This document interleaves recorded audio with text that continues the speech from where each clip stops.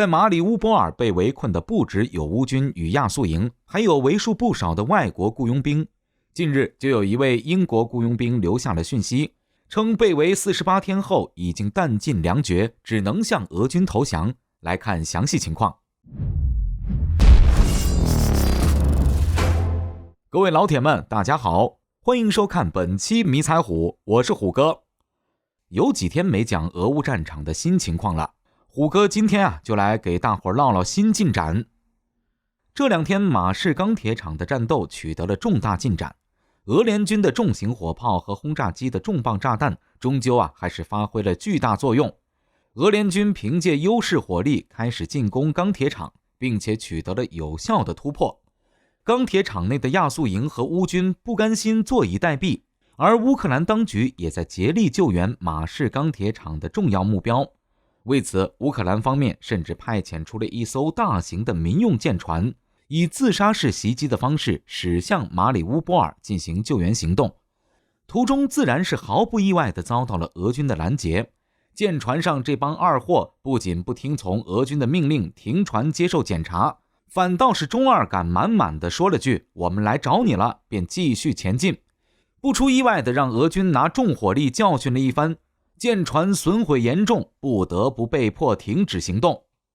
而海面上撤退行动的失败，让钢铁厂的亚速营和乌军变得更为癫狂。他们随后制定了更为疯狂的撤离行动，就是将自己剩余的车辆涂成 Z 字母，伪装成俄军 Z 集团部队，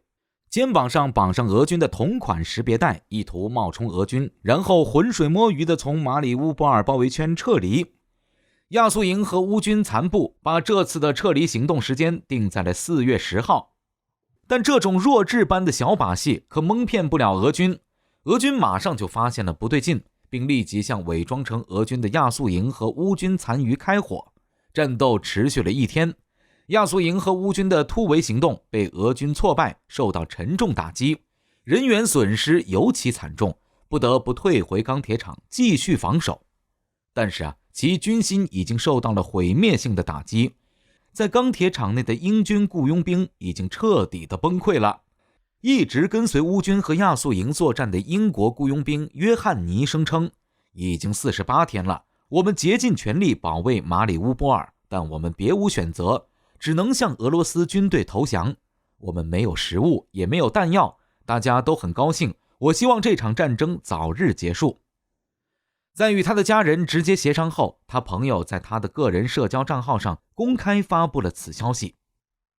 不过，有俄罗斯网友表示，约翰尼即便投降，也不受任何的国际法公约保护，就算是俄军将其击毙，也没有触犯任何法律，因为日内瓦公约不适用于雇佣兵。不过对此，约翰尼的朋友表示，约翰尼并不是雇佣兵，他加入乌克兰海军陆战队部队已经5年了，而且他定居在乌克兰，打算一直居住下去。当然，从4月12号开始，不单单是部分英国雇佣兵向俄军投降，当天有1000多人的乌军正规军已经无心再战了。既然唯一的出路就是投降，他们纷纷争先恐后地向俄军放下武器，谋求活路。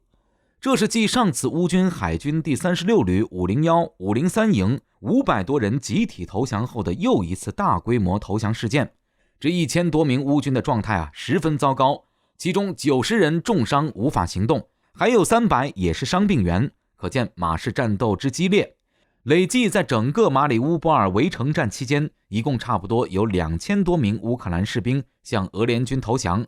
差不多占比其作战力量的 11%。 不过绝大多数都是乌军的正规军，亚速营降兵根本就没有多少人。根据俄马市战地记者斯拉德科夫报道，亚速营残余的10多个团伙打算向扎波罗热地区出逃，对此俄军自然是穷追猛打，已经连续打掉了数个团伙。俄媒认为，现在如果一切按计划进行，俄联军将彻底全歼马市钢铁厂的亚速营残部，从而彻底结束战斗。现在钢铁厂的亚速营兵力遭受到沉重打击，尤其是1000多人的乌军投降后，防守的兵力可以说是纸糊一般，一吹就破。因此希望俄联军一鼓作气，发攻猛攻，趁早结束战斗。毕竟这场闹剧早就该结束了。